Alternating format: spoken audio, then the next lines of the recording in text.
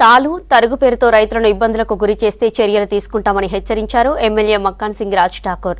పెద్దపల్లి జిల్లా పాలకుర్తి మండలంలో ఐకేపీ సెంటర్లను సందర్శించారు. రైతులను ఇబ్బందులకు గురి చేసిన రమేష్ అనే దళారీపై పోలీసులకు ఫిర్యాదు చేశారు ఎమ్మెల్యే. రైతాంగానికి అన్ని విధాలుగా కాంగ్రెస్ ప్రభుత్వం అండగా ఉంటుందని భరోసా ఇచ్చారు ఎమ్మెల్యే మక్కాన్ సింగ్ ఠాకూర్.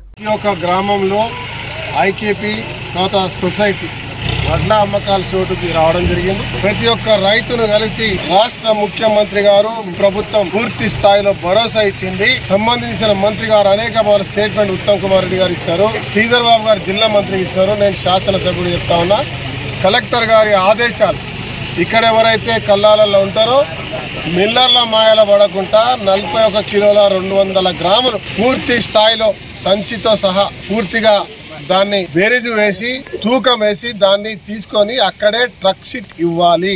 ఆ ట్రక్ షీట్ ఇచ్చి మిల్లర్లకు ఏదైతే వాళ్ళ రైతుకి ఇస్తారో దాని లెక్క ప్రకారమే వస్తుంది.